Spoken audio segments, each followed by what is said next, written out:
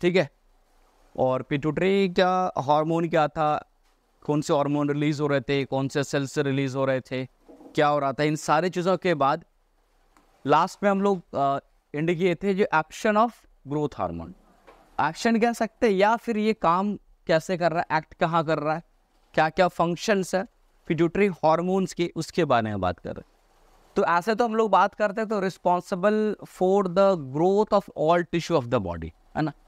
सबसे पहले इसके अंदर हम लोग पढ़े थे पिट्यूटरी के आगे जो निकल रहा था कौन सा हार्मोन, ग्रोथ हार्मोन, है ना। तो ग्रोथ हार्मोन के बारे में पढ़ रहे थे और स्पेशली जो फंक्शन यहाँ पे हम लोग देख रहे हैं वो किसका आएगा, ग्रोथ हार्मोन का फंक्शन आएगा पिट्यूटरी के अंदर, किसका, ग्रोथ हार्मोन का फंक्शन की बात करें तो जनरली अगर बात की जाए तो कहता है कि जो ग्रोथ हार्मोन की जो रिस्पॉन्सिबिलिटी है वो ये है कि पूरी बॉडी का लगभग वो क्या कराता है, ग्रोथ कराता है। अब ये जो पूरे बॉडी के अंदर में जो ग्रोथ है बॉडी टिश्यू का कराता है वो क्या कराता है, कैसे कराता है। तो सबसे पहली बात करते हैं ये इंक्रीज करता है size and number of cell, क्या करता है, इंक्रीज करता है size and number of cell को इंक्रीज करता है and also causes the specific differentiation. पहला चीज क्या है कि जहां पर ये हार्मोन एक्ट करेगा तो वहां पे के सेल को क्या करेगा, मल्टीप्लाई करा सकता है ये हार्मोनल स्टिमुलेशन की वजह से, यानी वहां पर क्या करेगा, वो सेल को मल्टीप्लाई करेगा। दूसरा चीज ये देखते हैं वहां पर कि वहां के सेल का साइज जो है वो क्या होगा, ग्रोथ हार्मोन के स्टिमुलेशन की वजह से साइज में क्या होगा, इंक्रीजमेंट होगा। या किसी की साइज बढ़े या नंबर बढ़े, अल्टीमेटली उस ऑर्गेन का क्या होगा, ग्रोथ कहलाएगा। साइज बढ़े या नंबर बढ़े, अल्टीमेटली क्या होगा, उसका ग्रोथ कहलाएगा, ठीक। उसके बाद also causes the specific differentiation. Differentiation का मतलब होता है जैसे हम लोग एक सिंपल अगर बात करें कि हम लोग जो देखते हैं कि अगर ब्लड सेल्स बनते, क्या बनते, ब्लड सेल्स बनते, ठीक है। तो ब्लड सेल्स क्या है, हम लोग WBC पढ़ते हैं, RBC पढ़ते हैं और पेडल पढ़ते हैं, बट इन कॉमन ये सारे एक जगह से स्टेम सेल से ड्राइव्ड हुआ। तो स्टेम सेल तो एक सेल है और स्टेम सेल और ब्लड सेल में अंतर है ना, तो ये जो डिफरेंशिएशन हुआ दैट इज अ डिफरेंशिएशन, है ना। तो ऐसे कई बॉडी में स्पेसिफिक डिफरेंशिएशन के लिए भी रोल प्ले करता है कौन, ग्रोथ हार्मोन करता है। अब यहाँ पर हम लोग देखते हैं जो ग्रोथ हार्मोन का काम है, पहला चीज हम बताते हैं growth hormone also act as a metabolism of all the major type of food stuff. जो भी हम लोग कार्बोहाइड्रेट्स है या क्या कहते हैं लिपिड्स है या कहते हैं क्या फैट्स है, इन सारों का ये क्या कराता है, मेटाबॉलिज्म कराता है। तो एक एक करके अगर देखें हम लोग प्रोटीन के ऊपर में अगर हम लोग देखते तो क्या कहता है कि यदि कह रहा है पहला चाहता है प्रोटीन का मेटाबॉलिज्म में क्या करता है, अमाइनो एसिड ट्रांसपोर्ट को इंक्रीज करता है। यदि मान लो कोई सेल है, अब ये सेल मान लो XYZ कोई प्रोटीन बना रहा है, XYZ कोई भी प्रोटीन, जैसे लीवर में प्रोटीन बनता है सबको पता है। तो प्रोटीन जब बनेगा तो उसके लिए रॉ मटेरियल चाहिए ना, तो रॉ मटेरियल सेल तो अपने तरफ से लेगा नहीं, रॉ मटेरियल कहाँ से मिलेगा, हम जब तक प्रोटीन खाएंगे नहीं तो प्रोटीन मिलेगा नहीं, और खाने के बाद हमारे बॉडी में अमाइनो एसिड के फॉर्म में क्या है, एब्जॉर्ब है। तो ये सेल के अंदर जब तक आएगा नहीं तो ये अमाइनो एसिड जो होगा, अमाइनो एसिड जो है वो सेल के अंदर आएगा। ये ट्रांसपोर्टेशन के स्पीड को, ट्रांसपोर्टेशन के प्रोसेस को क्या करता है, इंक्रीज कराता है। एक तरह समझो कि क्या सकते हैं कि अमाइनो एसिड को सेल के अंदर में एंटर कराता फॉर, अब ये सेल क्या करेगा, प्रोटीन बनाएगा, अलग अलग टाइप का प्रोटीन बनाएगा, ठीक है। ठीक है, दूसरा क्या है, RNA ट्रांसलेशन। अब तुम पढ़े ही होगे क्योंकि प्रोटीन के सिंथेसिस में RNA का ट्रांसलेशन होना काफी इंपॉर्टेंट होता है। तो RNA का ट्रांसलेशन जब तक नहीं करता उस ट्रांसलेशन को क्या कर, क्योंकि एक्चुअल जो प्रोटीन सिंथेसिस चल रहा होता है किसी भी जगह पर, तो स्पेसिफिक प्रोटीन की जो कोडिंग्स होती है वो उसकी क्या, DNA जीन के पास कोडिंग होती है, क्या होती है, जीन के पास, उसके पास क्या होता है, कोडिंग्स होता है। और वो कोडिंग को डिस्कोड करने के बाद अब प्रोटीन तो बनाएगा, तो सिर्फ अमाइनो एसिड ना बाहर से मिलेगा, और किस तरह का क्या नेचर होगा प्रोटीन का ये डिसाइड सेल करती है कि कौन से प्रोटीन। अब एल्बुमिन है तो अभी जैसे एल्बुमिन में पढ़ाया क्या क्या, बहुत अलग अलग प्रोटीन पढ़ाया, थायराइड बाइंडिंग प्रोटीन हो सकता है, बिलिरुबिन बाइंडिंग प्रोटीन हो सकता है ना। तो डिफरेंट टाइप ऑफ प्रोटीन और हर प्रोटीन का नेचर। अब बिलिरुबिन बाइंडिंग बिलिरुबिन को ही बाइंड कर रहा है, वो जाकर के थायराइड हार्मोन को तो बाइंड नहीं कर रहा है ना। तो growth hormone binding growth hormone को ही बाइंड करेगा। तो वो उस नेचर का तब तक बनेगा जब तक उसके जो सेल बनाने वाले उसके अंदर जीन कोडेड होते। अब वो कोड को एक्सप्लोर करने के लिए जब तुमने DNA क्या पढ़े होगे तो वो क्या होता है कि जब उसके जो DNA क्या डबल स्टैंडर्ड है, अभी सपोज करें सिंगल स्टैंड RNA का, अब इस RNA का ट्रांसलेशन मतलब सेम कॉपी ऑफ ट्रांसलेशन का फॉर्मेशन होगा, देन जाकर के क्या होगा एग्जैक्ट पता चलेगा कि किस टाइप का प्रोटीन का। तो वो जो प्रोसेस होना होगा तो उसमें क्या करा, इंक्रीजमेंट कराता है, साथ साथ transcription, then after translation then transcription का प्रोसेस होता है, ट्रांसक्रिप्शन को इंक्रीजमेंट कराता है। उसके बाद कर रहा है कैटाबॉलिज्म ऑफ प्रोटीन को डिक्रीज करता है, यानी आपके बॉडी में प्रोटीन ज्यादा से ज्यादा टूटता हो, डिक्रीज होता हो, कैटाबॉलिज्म में फंक्शन जो उसको कहीं ना कहीं रोकता है। डिक्रीज करने का मतलब क्या कि रोकता, क्योंकि बहुत ज्यादा अगर एक्सेसिव कैटाबॉलिज्म होने लगेंगे आपके बॉडी के अंदर प्रोटीन का, तो आपके बॉडी का जो मस्कुलर स्ट्रेंथ है वो, मतलब जहां जहां प्रोटीन है, मस्कुलर मसल में काफी प्रोटीन होता है, वो डिक्रीज होने लगता। फिर एनाबॉलिज्म ऑफ प्रोटीन को बढ़ावा देता है। एनाबॉलिज्म का process production of protein, anabolism metabolism में पढ़े हो कि एनाबॉलिज्म क्या है, कंस्ट्रक्टिव रिएक्शन, ऐसे रिएक्शन जिसमें प्रोडक्ट का क्या होगा, फॉर्मेशन होगा। तो प्रोटीन के एनाबॉलिज्म को अगर हम बढ़ाते हैं तो रिजल्ट क्या मिलेगा, प्रोटीन ज्यादा से ज्यादा मिलेगा। तो ग्रोथ हार्मोन क्या कर रहा है, एक्सेसिव प्रोटीन का ये एनाबॉलिज्म प्रोसेस को बढ़ाता है, तो ये प्रोटीन के साथ करता है। प्रोटीन के साथ के बाद हम लोग देखते हैं यहाँ पर क्या करता है कि लिपिड पे क्या एक्शन है भाई, लिपिड पे क्या एक्शन है, तो यहाँ पर हम लोग कॉन्सेंट्रेशन ऑफ फैट को इंक्रीज कराता है, ठीक है। उसके बाद in body fluids, body fluid में जो है हम लोग देखते हैं जो फैट का कंसेंट्रेशन है उसको ये क्या करता है, इंक्रीज कराता है, यानी कि फैट पे एक्शन करता है और फैट को तोड़ तोड़ के specially fatty acid and free fatty acid ये सब बना करके ये आपके बॉडी फ्लूइड के अंदर में ये क्या कराएगा, इंक्रीज कर, यानी फैट के ऊपर भी मेटाबॉलिज्म देखने को मिलता है।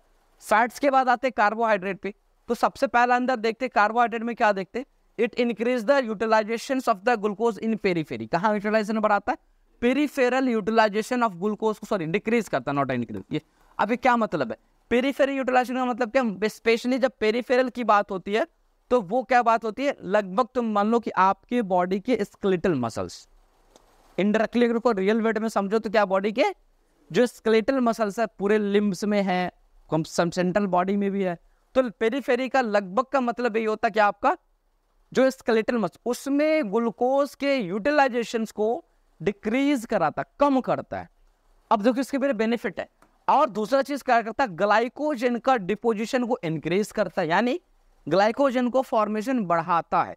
यदि आपकी बॉडी में एक्सेसिव ग्लूकोज होगा तो उसको ये क्या करेगा, एक्सेसिव ग्लूकोज अगर आपके बॉडी में होगा तो उसको कन्वर्ट कर देगा किसके अंदर में, ग्लूकोज को कन्वर्ट करेगा किसमें, ग्लाइकोजन में बताएगा, और due to the action of growth hormone और कई फैक्टर कराते, बट अभी हम ग्रोथ की पढ़ रहे तो ग्रोथ की बात करें तो ग्रोथ हार्मोन एक रिस्पॉन्सिबल होता है और डिपोजिशन बढ़ता है आपकी बॉडी के मसल्स में, फैट मसल्स में ये बढ़ा रहा है, और सॉरी बॉडी के जो मसल्स है स्केलेटल मसल्स वहां पर और लिवर में, दो जगह ये फंक्शन देखने।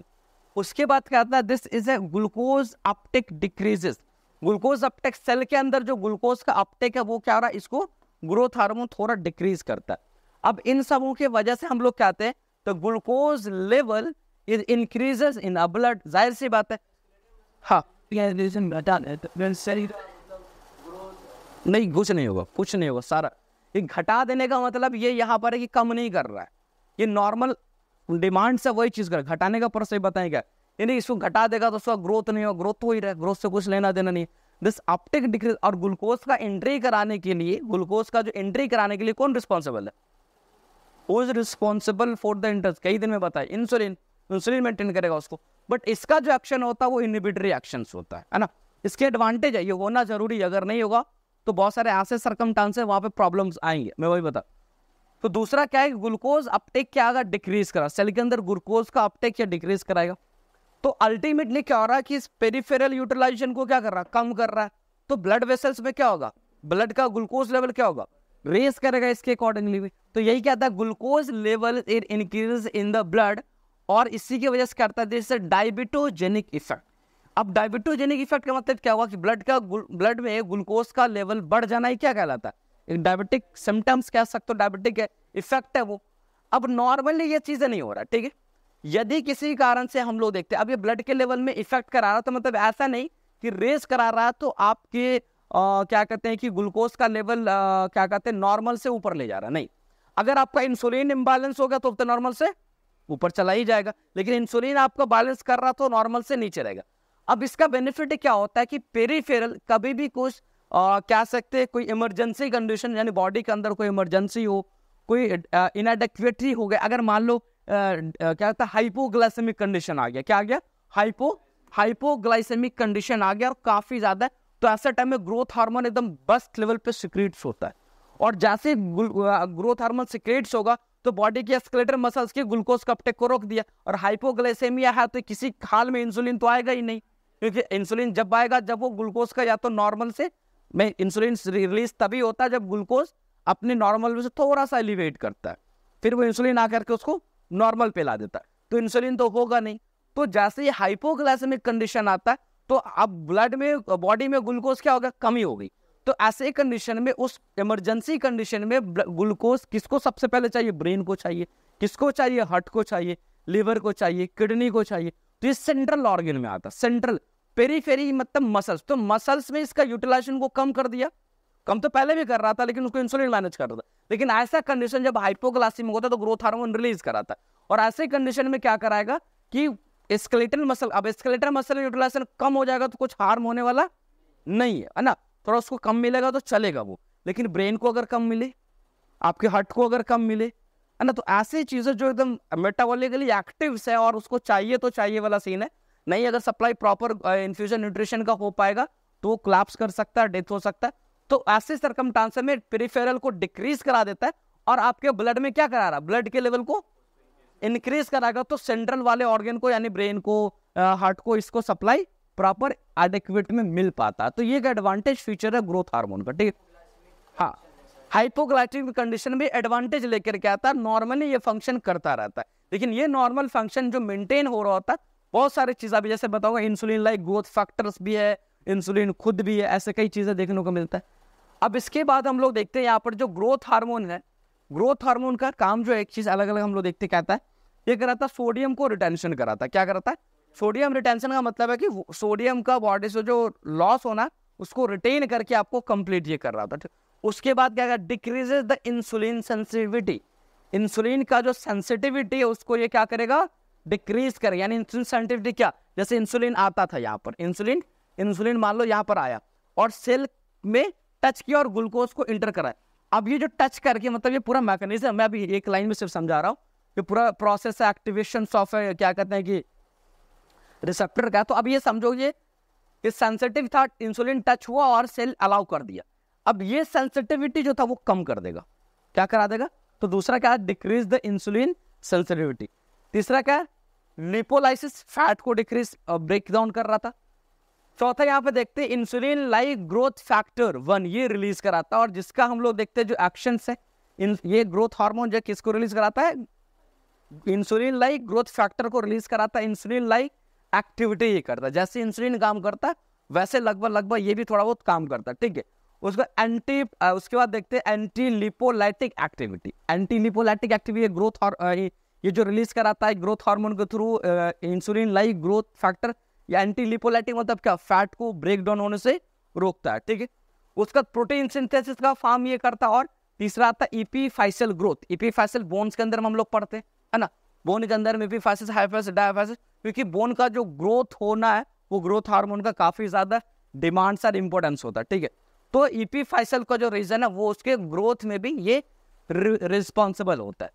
अब क्या रहा है कि इन एम्ब्रायोजेनिक स्टेज, यानी एम्ब्रायोजेनिक स्टेज मतलब जब क्या कहते हैं कि फीटल स्टेज में है बच्चे, क्या कहते हैं गर्भ स्टेज में, वैसे स्टेज में कहते हैं growth hormone is responsible for bone cell and development and differentiation, कि उस टाइम में ग्रोथ हार्मोन का काफी ज्यादा इंपॉर्टेंस होता है, जिससे कि जो क्या कहते हैं जो फिटस है या एम्ब्रायोलॉजी जो डेवलपमेंट होना, फिटस का प्रॉपर बोन का बनना या उसका जो डेवलपमेंट होना, उसका डिफरेंशिएशन होना, इन सारे रोल्स में, अभी मैं बता ना कि फर्स्ट लाइन में पढ़ा था कि ग्रोथ हार्मोन का काम ग्रोथ तो कराना है, बाकी डिफरेंशिएट भी कराना है। तो स्पेशली डिफरेंशिएशन प्रोसेस जो है वो कहाँ पे सबसे ज्यादा दिखता है, तो इंट्रायूटरल लाइफ में, जब फिटस स्टेजेस में हम लोग देखते तो वो दिखना है।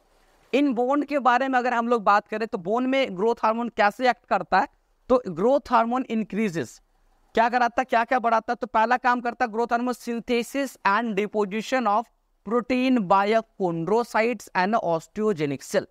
जो ऑस्टियो बोन के अंदर क्या दोस्त, हमने बोन का ओरिजिन में बताया था कि बोन या तो ओरिजिन करता है मेम्ब्रेनस या ओरिजिन करता है कार्टिलेजिनस, है ना, तो मोस्टली तो कार्टिलेजिनस है। तो कह रहा है कोंड्रोसाइट मतलब सेल ऑफ कार्टिलेज, और ऑस्टियोजेनिक सेल मतलब जो बोन ऑफ सेल अभी कह सकते हो, वो बोन जिसमें osteocyte, osteoblast, osteoclast in all, है ना। तो कह रहा है वैसे सेल में जो कॉन्ड्रोसाइट्स है और जो ऑस्टियोजेनिक सेल्स है वैसे सेल में क्या करा रहा है, प्रोटीन के synthesis, synthesis and deposition of protein. क्यों? क्योंकि ये जो बोन्स है उसके पास भी हाईली जो क्या कहते हैं कि फाइब्रस वगैरह सब क्या प्रोटीनस से स्ट्रक्चर तो है, तो उसके अंदर जब एडेक्वेंट अमाउंट में प्रोटीन नहीं मिलेगा तो बोन स्ट्रांग बनेगा। क्योंकि बोन क्या है, बोन जो है ये प्रोटीन वगैरह है वो उसका मैट्रिक्स है। क्या मैट्रिक्स है? उसके बाद उसके ऊपर इलेक्ट्रोलाइट्स इनऑल जो भी आएगा वो देखा जाएगा। तो ये चीज होगा उसका मल्टीप्लिकेशन ऑफ अ सेल।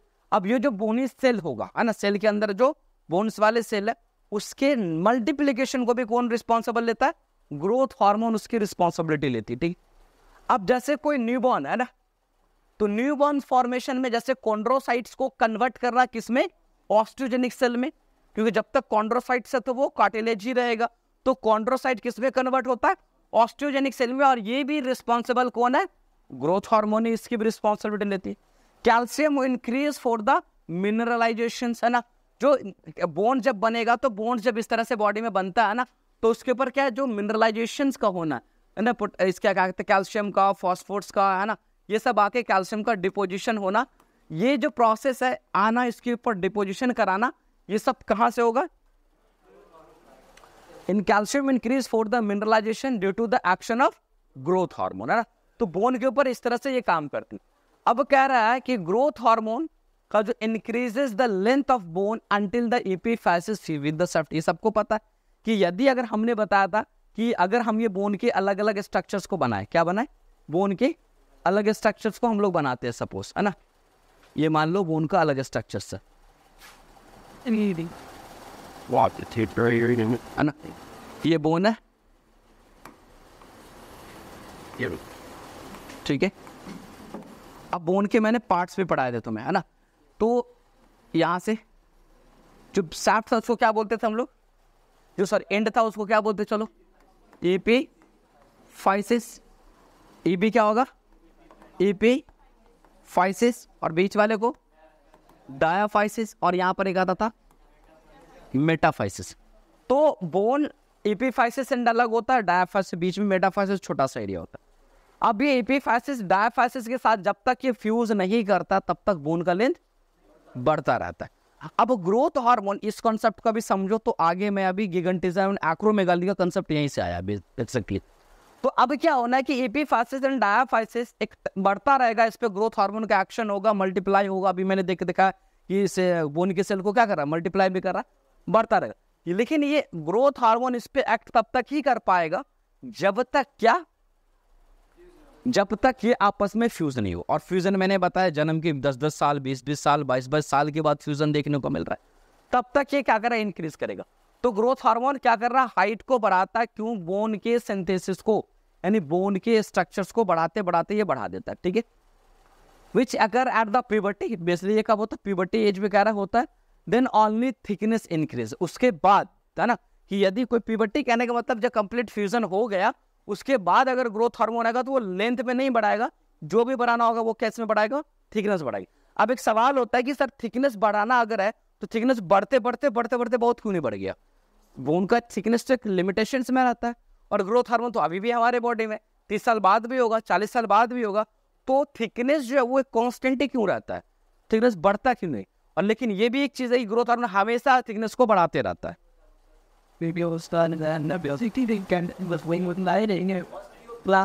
हाँ, क्योंकि बोन का थिकनेस जैसे जैसे बढ़ रहा था वैसे बोन रिजॉर्प्शन भी होता रहता।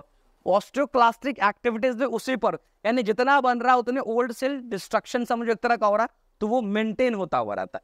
अब ओल्ड एज में जाने के बाद यही गड़बड़ी हो जाती है कि ऑस्टियोक्लास्टिक एक्टिविटी ज्यादा हो जाता है, इसलिए लोग, बूढ़े लोगों का बोन कमजोर हो जाता है, ठीक है। अब आते हैं mode of action of growth hormone, या इसी को हम लोग क्या बोलते हैं? सोमैटोमिडिन है ना। दूसरा नाम क्या? सोमैटोमिडिन, इसीलिए सोमैटोट्रॉप्स, सोमैटोट्रॉप्स जो नाम रखा था किस लिए? सोमैटोमिडिन के वजह से, ठीक है। अब कहता है कि growth hormone acts on a bone growth and protein metabolism through the somatomedin secretor, इसलिए उसका नाम भी बोलते। But this is a release from also, somatomedin कहां से रिलीज हो रहा था? ग्रोथ, ये सॉरी लिवर की, लिवर सेल से, वहां से रिलीज करता है। Growth hormone stimulate the liver to secrete the somatomedin करता है। ये मॉलिक्यूलर वेट लगभग 7500 समथिंग में होता है।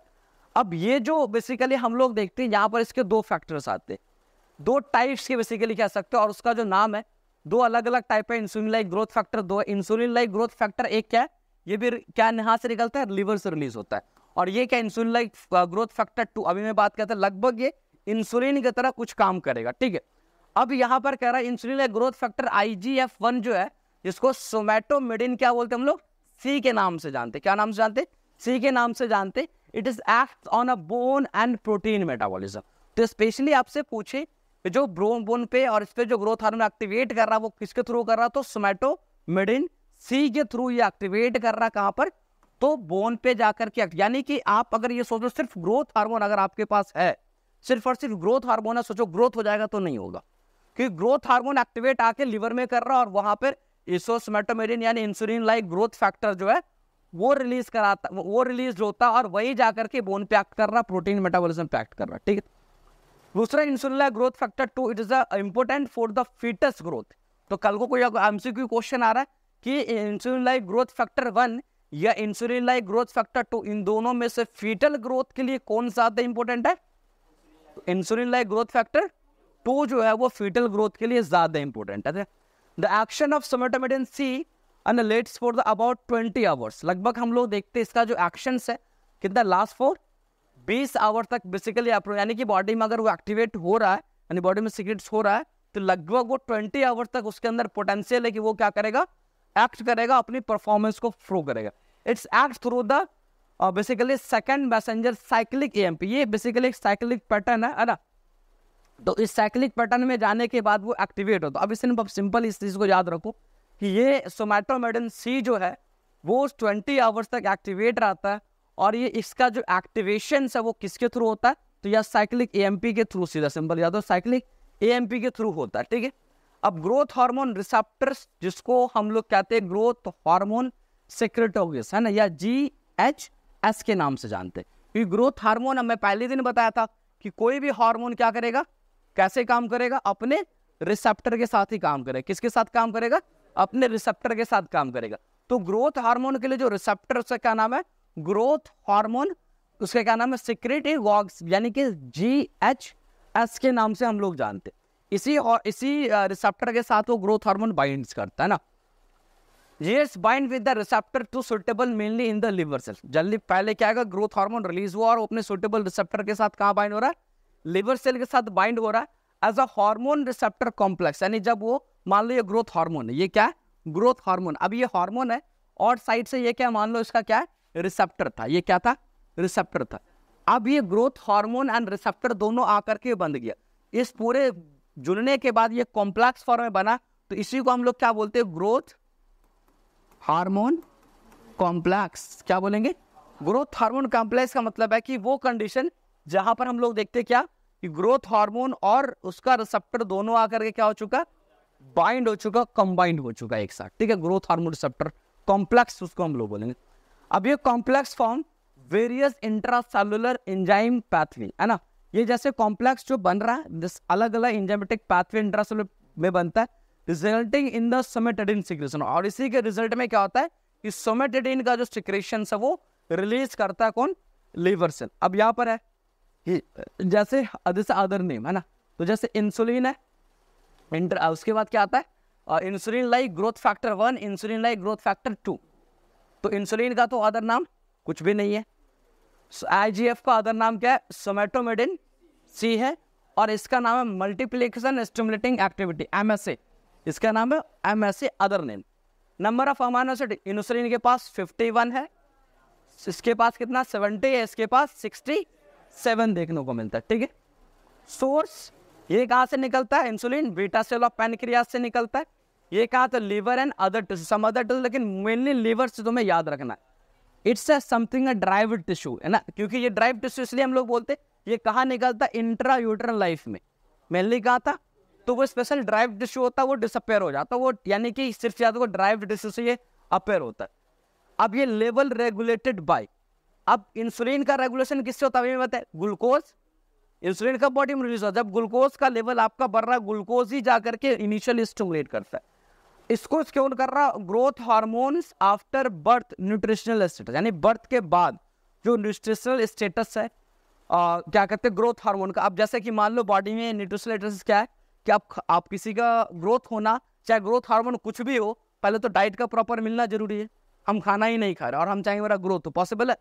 तो जब तक आपका न्यूट्रिशनल स्टेटस सही नहीं रहेगा तो ग्रोथ हार्मोन आके भी ग्रोथ नहीं करा पाए। ग्रोथ हार्मोन तक मैकेनिज्म एंड पाथवे यूटिलाइजेशन तो वही करेगा जो आप खा रहे हो, जो आप डाइट में ले रहे हो। तो ये कह रहा growth hormone after birth, birth के बाद ग्रोथ हार्मोन ही इसको रिलीज कराता है। लेकिन आपकी बॉडी में न्यूट्रिशनल स्टेटस देखने के बाद यदि आपकी बॉडी में मान लो हाइपोप्रोटीनेमिया है, नहीं रिलीज होगा। अब प्रोटीन है ही नहीं तो रिलीज होकर करेगा क्या, क्या करेगा, कुछ तो कर नहीं पाएगा। तो आपकी बॉडी को प्रोटीन को और तोड़ेगा और आपको वीक करता हुआ चला जाएगा।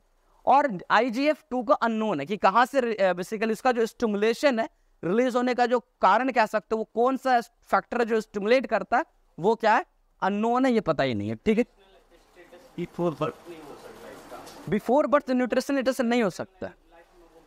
इंट्रायूटरल लाइफ में न्यूट्रिशन स्टेटस चाहिए, लेकिन इंट्रायूटरल लाइफ में जो न्यूट्रिशन स्टेटस चाहिए होता है वो मोस्टली आपका क्या होता है, ग्लूकोज होता है।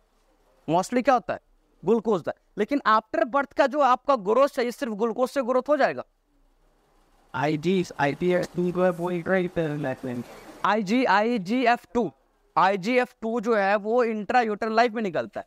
लेकिन आपके पास, अच्छा ये चीज सोचो कि बिफोर बर्थ इंट्रायूटरल लाइफ का जो ग्रोथ है और आफ्टर बर्थ जो यानी कि इंट्रायूटरल लाइफ बाद का जो ग्रोथ है, दोनों ग्रोथ में जमीन आसमान का फर्क है। जब एम्ब्रायोलॉजी पढ़ोगे तो दोनों और ग्रोथ में बहुत का फर्क है। तो इसलिए इस ग्रोथ में क्या चाहिए कि प्रॉपर न्यूट्रिशन आपको चाहिए। और इस ग्रोथ में जो डिमांड्स ऑफ न्यूट्रिशन, वहां तो सेल ही के पास पोटेंशियल होते, एक सेल ही पास इतना पोटेंशियल को डिफरेंस होते मल्टीपल सेल बना देते। लेकिन यहाँ बॉडी का सेल है, वो सेल पे पोटेंशियल तो नहीं है ना। यहाँ क्या चाहिए आपको, न्यूट्रिशन ही चाहिए, उसके अलावा अब यहाँ चाहिए फैट भी चाहिए, प्रोटीन भी चाहिए, बाकी नॉल और चाहिए। हाँ, प्लेसेंटा का तो न्यूट्रिशन मिल रहा है, लेकिन वो न्यूट्रिशन जो हम डाइट सोर्स में मिलता है, क्या वो प्लेसेंटल न्यूट्रिशन मिलता है? तो न्यूट्रिशनल डिफरेंस है ना, जो वही से बताना चाह रहा है कि इंट्रायूटेराइन ग्रोथ के लिए जो न्यूट्रिशन है वो डिफरेंट न्यूट्रिशन है। तो यहाँ पे इसलिए कहा गया कि न्यूट्रिशन है या क्या, उसका कोई रीजन ही है कि अननोन है ना। लेकिन जो आफ्टर बर्थ है, यहाँ पर जो हम न्यूट्रिशन चाहिए, क्या वो सेम न्यूट्रिशन है जो क्या कहते हैं जो प्लेसेंटा से मिल रहा था, वो न्यूट्रिशन तो है नहीं। या न्यूट्रिशन क्या हो जा रहा है, डिफरेंट हो जा रहा है। तो एक्चुअली न्यूट्रिशन डिफरेंट है, इसलिए हम लोग सेम नहीं कह सकते कि सेम स्टिमुलेटरी फैक्टर बन सकता है। तो रीजन अभी अननोन नहीं है, जब नोन होगा तो देखा जाएगा। ठीक है, प्लाज्मा लेवल यानी कि वैल्यू है, ये तो याद रख सकते हो ना। डाटा की लगभग कितना 0.222 नैनोग्राम पर ml, 10 से लेकर 700 नैनोग्राम पर ml peak at the puberty. Puberty में बहुत ज्यादा, क्योंकि प्यूबर्टी में ग्रोथ का at the time of puberty हम लोग देखते हैं, किसी को देखते हैं कि ग्रोथ हो रहा है। ठीक है, कोई बच्चा होता है जन्म लिया 5 साल का हुआ, 4 साल बहुत छोटा लगता है, उसको तुम एक स्टेज में लगो 8 साल से लेकर 8-9 साल के लेकर 15 साल के एज में तुम मत दे दो, एक बार लगेगा बहुत बड़ा हो गया। तो वो जो प्यूबर्टी का एज आता है ना, उस टाइम पे 2 साल 3 साल के अंदर में बच्चा एक बार लगेगा हाइट उसका पीक कर गया, क्योंकि वहां पर क्या हो रहा है, देखो बॉडी में मैकेनिज्म चल रहा है, ग्रोथ हार्मोन, यानी उस टाइम उसका न्यूट्रिशन भी बहुत अच्छा होना चाहिए। अब ये तो पिक कर जाएगा, न्यूट्रिशन नहीं मिलेगा, क्या को ग्रोथ करेगा। ठीक है, 300 से 800 नैनोग्राम उधर देखने को मिलता है। प्लाज्मा बाइंडिंग प्रोटीन, इंसुलिन को कोई प्लाज्मा बाइंडिंग प्रोटीन की जरूरत नहीं है, इसको है, इसको है। यस यस, ठीक है। Major physiological role, control of metabolism, ये बॉडी के मेटाबॉलिज्म को कंट्रोल कर रहा है। ये क्या कर रहा है, intrauterine growth factor 1 skeleton and cartilage growth को कर रहा है। और ये growth during the foetal development, ये किसको कर रहा है, ग्रोथ पूरे फीटल डेवलपमेंट में ये ग्रोथ डेवलपमेंट कर रहा होता है। ठीक है, तो ये प्रॉपरली क्या होता है तुम्हारा अलग अलग तीनों के बीच में, क्योंकि ये इंसुलिन है नहीं, but insulin like growth factor है। क्या है, इंसुलिन लाइक ग्रोथ फैक्टर इसके अंदर में देखने को मिलता है। अब आ रहा है regulation of growth hormone secretion, कि ग्रोथ हार्मोन का जो सिक्रेशन है वो रेगुलेट कैसे होता है। हमने पढ़ा कि ग्रोथ हार्मोन का सिक्रेशन कहाँ से होता है, एंटीरियर पिट्यूटरी। लेकिन अपने आप तो नहीं हो जाएगा, उसके पीछे भी कुछ ना कुछ क्या होगा, कोई ना कोई रीजन होगा कैसे, और अब रखा हुआ है अपने आप तो स्टिमुलेट होने। तो ग्रोथ हार्मोन कहीं ना कहीं जो रिलीज हो रहा है तो उसको कोई ना कोई जाके क्या कर रहा है, स्टिमुलेट कर रहा है। क्या कर रहा है, उसको कोई ना कोई स्टिमुलेट कर रहा है, देन उसके पास वो जाकर के स्टिमुलेट हो रहा है और वो रिलीज करा रहा है। ठीक है, तो कह रहा है सबसे पहला था hypothalamus regulate growth hormone by 3 hormone. 3 regulate मतलब ये बॉडी में अधिक हो जाएगा तो ज्यादा हो जाएगा, तो उसको क्या करेगा, कम भी करेगा। और बॉडी में जब लेस होगा, जब जरूरत होगा, नीड्स होगा, तो वैसे टाइम पे उसको क्या करेगा, एक्टिवेट करेगा, रिलीज करेगा। तो सबसे पहले हाइपोथैलेमस रिलीज करती है growth hormone releasing hormone GHRH। ये क्या करता है, ग्रोथ हार्मोन के सिक्रेशन को बढ़ाएगा। यानी ग्रोथ GHRH जब हाइपोथैलेमस से आएगा और हाइपोथैलेमस से आने के बाद ये क्या करेगा, एंटीरियर पिट्यूटरी में सोमैटोट्रॉप्स के ऊपर एक्शन करेगा। किस पे करेगा, ओनली फॉर, यानी अब इसका मतलब है ग्रोथ हार्मोन रिलीजिंग हार्मोन का जो रिसेप्टर है, एक्शनिंग रिसेप्टर, वो किस सेल पे है, सोमैटोट्रॉप्स के ऊपर होता है, उस पे एक्ट करेगा। और सोमैटोट्रॉप क्या रिलीज करेगा, ग्रोथ हार्मोन रिलीज करेगा। ठीक है, दूसरा क्या आएगा, ग्रोथ हार्मोन रिलीजिंग पॉलीपेप्टाइड्स, है ना, ये भी हाइपोथैलेमस से आएगा। और ये भी क्या करेगा, ग्रोथ हार्मोन को, ये क्या करेगा, देखो ये, अब देखो ये ग्रोथ हार्मोन रिलीजिंग हार्मोन, इसको भी जाकर के एक्टिवेट करेगा। तो जहां से रिलीज हुआ जस्ट बगल में है, तो अल्ट्रा, याद है, ultra short loop, short loops and long loop feedback, feedback का 3 बताते। अब यहां पर क्या हुआ, growth hormone release, sorry growth hormone क्या कहते हैं, रिलीजिंग पॉलीपेप्टाइड जो है वो कहां जाके एक्ट कर गया, खुद से तुरंत हाइपोथैलेमस से निकला और हाइपोथैलेमस पे ही कर दिया, किसको निकाल दिया, ग्रोथ हार्मोन रिलीजिंग हार्मोन को। तो एक तो ग्रोथ हार्मोन रिलीजिंग हार्मोन खुद भी निकल रहा है, दूसरा वो खुद भी एक्टिवेट किससे हो रहा है, ग्रोथ हार्मोन पॉलीपेप्टाइड से हो रहा है। और इस दोनों के रिजल्ट में फाइनली क्या होता है, और ग्रोथ हार्मोन का लेवल बढ़ना शुरू हो जाता है। ठीक है, चलिए बी वाला जो है वो हाइपोथैलेमस पे अच्छी है, ग्रोथ हार्मोन नहीं, ग्रोथ हाइपोथैलेमस पे भी कर रहा है, साथ में ग्रोथ हार्मोन को भी रिलीज करा रहा है ना, दोनों पे कर रहा है, दोनों पे, बिल्कुल दोनों पे कर रहा है। हाँ, उसके बाद ग्रोथ हार्मोन, नहीं लॉन्ग लूप क्यों, ग्रोथ हार्मोन तो ये तो जाके, या फीडबैक थोड़ी है, ये तो डायरेक्ट मैकेनिज्म है। फीडबैक क्या बैक से जाकर कुछ करेगा ना। अब ये ग्रोथ हार्मोन रिलीजिंग हार्मोन जो है, ये growth hormone releasing hormone hypothalamus से निकला, ये भी कहां से निकला, हाइपोथैलेमस। अब एक बार आकर के ये पिट्यूटरी पे काम करा, तो ये फीडबैक मैकेनिज्म थोड़ी हुआ, ये तो डायरेक्ट मैकेनिज्म है कि ये रिलीज कराया।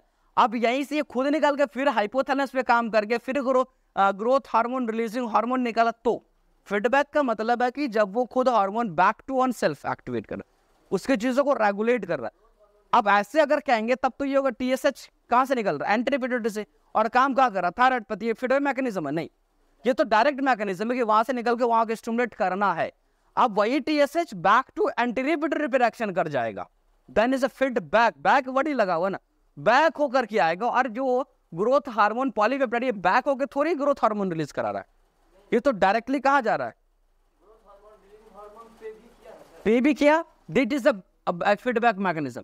लेकिन दूसरा जो ग्रोथ हार्मोन है, ये फीडबैक मैकेनिज्म नहीं है, ये फीडबैक मैकेनिज्म नहीं है। ठीक है, अब ग्रोथ हार्मोन इनहिबिटरी हार्मोन, या उसी को कहते हैं सोमैटोएस्टेटिन, है ना, सोमैटोएस्टेटिन, ये दोनों का काम सिर्फ और मतलब दोनों एक ही है। तो दोनों का काम क्या है, कि डिक्रीज कराना, किसको, ग्रोथ हार्मोन को, सिक्रेशन को डिक्रीज कराना।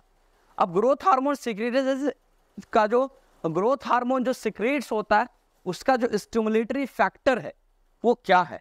तो पहला चीज तो हम लोग देखते हैं कि यदि कोई व्यक्ति, है ना, हाइपोग्लाइसेमिया में, क्या है, हाइपोग्लाइसेमिया, अभी मैं बताया था कि हाइपोग्लाइसेमिक स्टेज आएगा, मतलब ब्लड नहीं मिल रहा बॉडी में, ग्लूकोज नहीं मिल रहा है, तो आपका हाइपोथैलेमस एक्टिवेट हो जाएगा।